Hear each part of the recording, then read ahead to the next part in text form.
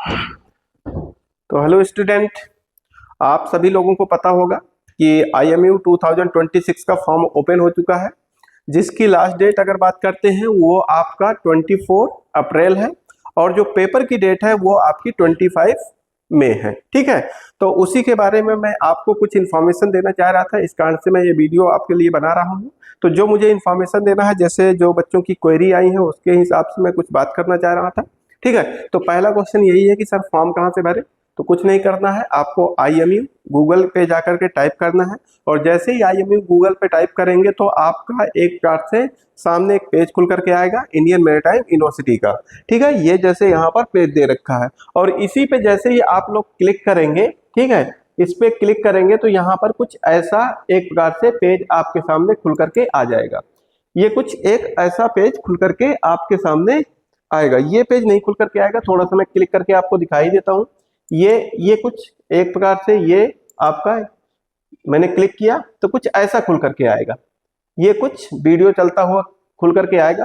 फिर यहाँ से क्या करेंगे आप, ये जो आपका लिखा हुआ है गो टू होम पेज, यहाँ पर गो टू होम पेज लिखा हुआ है, इस पे क्लिक करेंगे। तो जैसे ही इस पे क्लिक करते हैं तो आप कहाँ पर पहुंच जाएंगे, आप कुछ इस पेज पे पहुंच जाएंगे, जो कि यहाँ पर मैंने पहले से खोल करके रखा है। कुछ इस वाले पेज में पहुंचेंगे। ये पेज अगर बात करें ऊपर से तो कुछ ऐसा है। ऊपर से अगर बात कर रहे हैं तो इस पेज को मैं दिखा देता हूँ। ये कुछ ऐसा पेज खुल करके आएगा। तो यहाँ नीचे जा करके देखेंगे तो यहाँ पर लिखा होगा IMU एडमिशन 2026 2027 ऑनलाइन रजिस्ट्रेशन। तो जिसको फॉर्म भरना है वो ऑनलाइन रजिस्ट्रेशन पे जाकर के क्लिक करेगा और फॉर्म भरना स्टार्ट कर देगा। ठीक है, दूसरा, जिनको कुछ इसके बारे में डिटेल चाहिए कि क्या मेरी एलिजिबिलिटी, क्या कब डेट, कब क्या, जो मैं बता रहा हूँ वो सारी चीजें अंदर इसके, जैसे ही यहाँ पर IMU एडमिशन 2026-7 पे क्लिक करेंगे तो कुछ ऐसे आगे जाकर के ये पेज खुलेगा।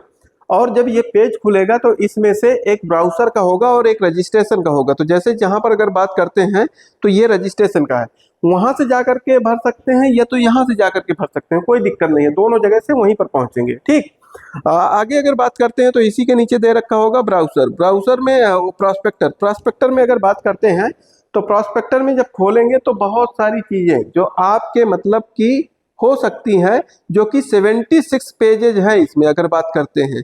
तो यहाँ पर जो मैंने डेट बताई थी उस पर हम डायरेक्टली चलते हैं। 15 नंबर पॉइंट पे आपको डेट जो शो कर रहा था उसकी बात कर लेते हैं कि क्या कौन सी डेट फॉर्म ओपन की है, कौन सी डेट फॉर्म भरने की लास्ट है और कौन सी डेट अगर बात करते हैं यहाँ पर पेपर है किस डेट को, तो उस पर डायरेक्टली हम मूव ऑन करते हैं। तो यहाँ पर दे रखा है 15 नंबर पॉइंट पे, 15 नंबर पॉइंट पे, तो ये 10 नंबर पॉइंट हो गया। 15 नंबर पॉइंट पे आपको सारी इंफॉर्मेशन डेट वाइज दे रखी है कि कौन सी डेट को क्या होगा। ठीक है, तो यहाँ पर हमें 15 नंबर पेज पे, वो 15 नंबर पॉइंट पे पहुँचना है, पेज नहीं, ये दे रखा है, ये सारी चीज़ें दे रखा है। यहाँ पर ये दे रखा है date of commence of online registration application, एक प्रकार से 5 तारीख से 5 फरवरी से आपका फॉर्म ओपन हो चुका है। कब लास्ट डेट है, last date of online registration वो आपकी दे रखा है 24 अप्रैल। और जो आपका एक प्रकार से पेपर की डेट दे रखा है जिसके लिए आपको आज से रेडी हो जाना है, वो क्या है 24 मई।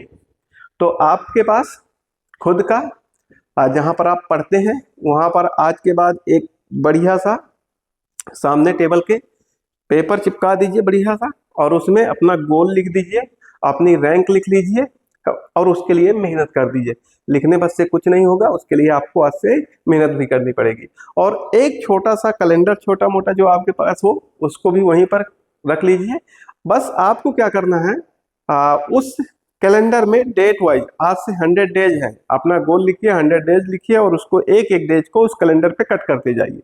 ठीक है, उसके हिसाब से देखिए, अपने को एनालिसिस करिए 4 से 5 दिन में मैं क्या कर रहा हूँ। और उसके अगर आपको करना है तो आपके पास कॉपी है या आपके पास खुद की डायरी हो तो डायरी पे आज से लिखना स्टार्ट कर दीजिए कि आज आपने दिन भर क्या किया, मेरा 100 डेज बाद पेपर है, मैं आज दिन भर क्या कर रहा हूँ। और कल के दिन का उस पर एक गोल लिख दीजिए कि ये कल के दिन मैं ये करूँगा, किसी भी हालत में ये करूँगा। फिर जब आप शाम के फिर से बैठेंगे, जब सोने का टाइम होगा फिर से आप बैठेंगे, फिर देखेंगे दिन भर क्या किया। तो अगर आप 4 से 5 दिन लगातार ये चीज को कर लेते हैं तो आपको ये तो एनालिसिस हो जाएगा कि मैं कर क्या रहा था और कर क्या रहा हूं, जो मेरा गोल है क्या ये करने से ये अचीव हो जाएगा। ठीक है, तो अगर वो चीजों को सेट कर पाएंगे तो अपने गोल को सही तरीके से अचीव कर पाएंगे। आपको जो लगता है उसी उसी में लिख दीजिए पहले, आज पहले ही पेज में कि ये इतनी रैंक ये मैं अचीव करूंगा, फिर उसके हिसाब से मेहनत करके देखिए। आप डेली वाइज लिखिए, तो बाई चांस मैं कह रहा हूं कि बाई चांस 1% मान लीजिए कि वो रैंक नहीं आप गेन कर पाते हैं, तो जो आपने 100 डेज किया होगा उसका आपके पास एनालिसिस होगा। ठीक है, उसका एनालिसिस जब आपकी वो रैंक नहीं आएगी तो आप एक बार देखेंगे ना कि मैंने उस 100 डेज में क्या किया था, कहाँ कमी रह गई थी कि ये रैंक नहीं आई है। तो जब वो रैंक नहीं आएगी तो आगे के लिए मान लेते हैं आपने सेट किया था कि मेरी 100 आनी चाहिए 100 के लिए सेट किया था और आपकी आ गई 118 118 रैंक। इसका मतलब आपने वो मेहनत नहीं की ना, तभी तो 118 आई। आपने मेहनत नहीं की, आपने सो तो किया था। तो अपने पोटेंशियल के हिसाब से रैंक लिखिएगा, ये नहीं कि मैं 1 सब कोई सब आ जाएंगे। अपना पोटेंशियल पहले से आपको पता है, आप बस उसको एक्सप्रेस नहीं करना चाह रहे हैं। तो खुद के सामने एक्सप्रेस करना है, किसी और के सामने एक्सप्रेस नहीं करना है।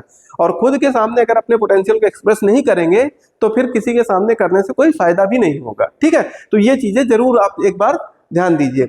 अब जैसे मैंने आपको डेट बता दिया, डेट के हिसाब से आगे अगर बात करते हैं तो यहां पर एलिजिबिलिटी की अगर देख लें, एलिजिबिलिटी क्राइटेरिया क्या है, तो एलिजिबिलिटी वाला पॉइंट पे पहुंचते हैं। ये दे रखा है एलिजिबिलिटी की अगर बात करें तो एलिजिबिलिटी वाला पॉइंट ये दे रखा है। तो क्या मांगा है यहाँ पर 10+2 equivalent with minimum 50% of aggregate marks. ये तो उसके लिए है, ये उसके लिए नहीं है, उसके लिए चलते हैं हम।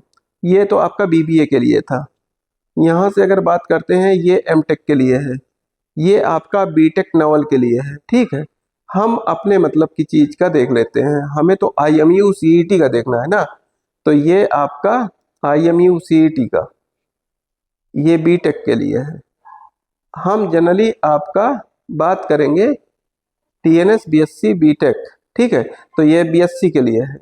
अब यहाँ से अगर बात कर लेते हैं जनरली जो आपके मतलब की चीज है वो मैं यहाँ से करूँगा DNS वाली।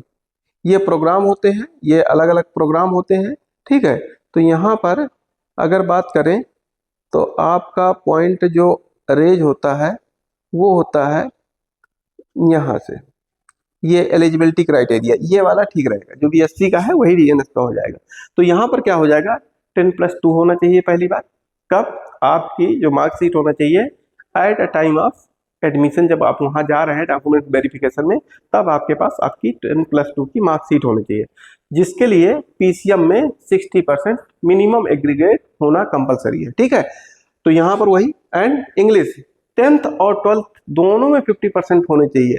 तो पहली बात तो ये आपको क्राइटेरिया फुलफिल करना है। फिर दूसरा क्राइटेरिया अनमैरिड होना चाहिए, क्योंकि एज के हिसाब से बहुत लोग 17 से 27, 17 से 25 की बात करता है, OBC में वही आपका 28 की बात करने लगता है।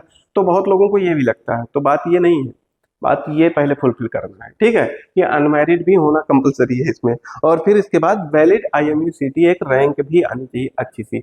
इसके बाद ये सब कुछ देखने के बाद आपको एडमिशन मिल पाता है। तो पहला क्राइटेरिया यही है।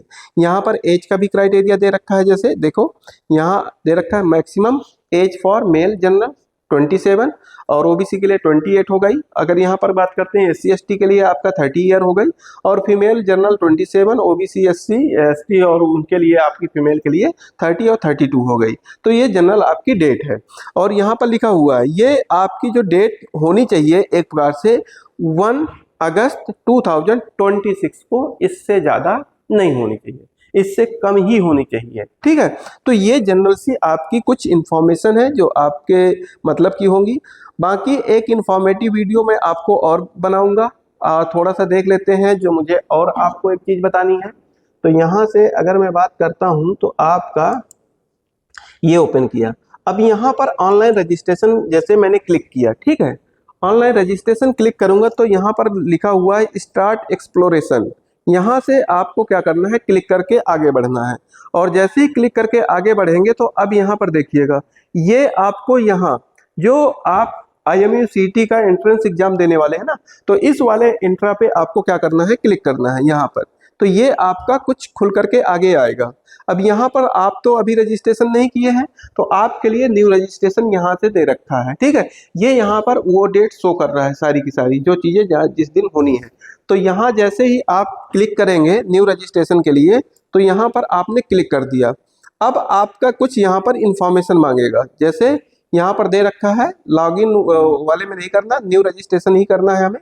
तो न्यू रजिस्ट्रेशन में यहाँ पर क्लिक हेयर बेसिक, ये सारी चीज़ें डालते हुए रीड लिंक अनलॉक, ये अगर बात करें यहाँ पर क्लिक करते हैं। कहाँ रुक गया ये,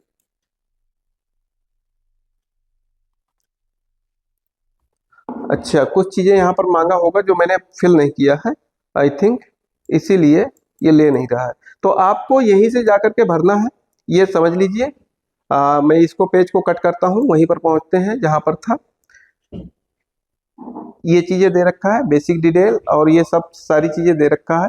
फिर जैसे ही आप मान लेते हैं एक टाइम पे नहीं भर पाते हैं, तो आपके पास क्या हो जाएगा, एक रजिस्ट्रेशन ID हो जाएगी और एक पासवर्ड हो जाएगा। तो जब आप आगे का प्रोसीजर करना चाहेंगे तो फिर लॉगिन में करेंगे। आप एक बार जैसे ही रजिस्टर्ड हो जाते हैं न्यू रजिस्ट्रेशन करके, वैसे ही फिर आपको लॉगिन करने के लिए आपके पास एक पासवर्ड होगा और एक आपकी रजिस्ट्रेशन ID होगी। वही सारी चीज़ें आप क्या करेंगे, भर देंगे और इसके बाद आगे मूव ऑन करते जाएंगे। तो ये सारा सब कुछ एक प्रकार से इसका प्रोसेस है।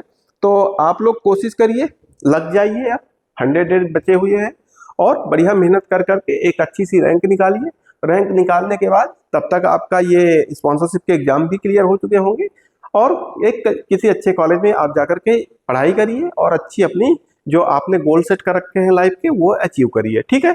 तो आज के लिए इतना ही रखते हैं। बाकी मैं आपको बता रहा हूँ कि मैं सारी इंफॉर्मेशन स्टेप वाइज स्टेप एक प्रकार से कॉलेज की, किसमें कितनी BSc की सीट्स हैं, किसमें कितनी DNS की सीट्स हैं, किसमें कितनी BTech की सीट है, वो सारा सब कुछ मैं आपको इंफॉर्मेशन देता रहूँगा।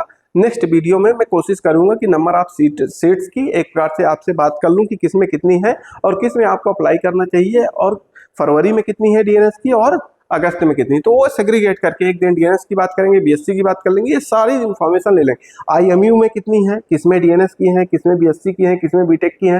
मान लेते हैं आपके पास 6 IMU है, कितनी है उनमें, ये भी आपको पता होना चाहिए, क्योंकि बहुत लोगों को लग रहा है क्योंकि फीस प्राइवेट कॉलेज की बहुत है और IMU की बहुत कम है इन कंपेरिजन टू कॉलेज की बात कर रहा हूँ प्राइवेट, ठीक है।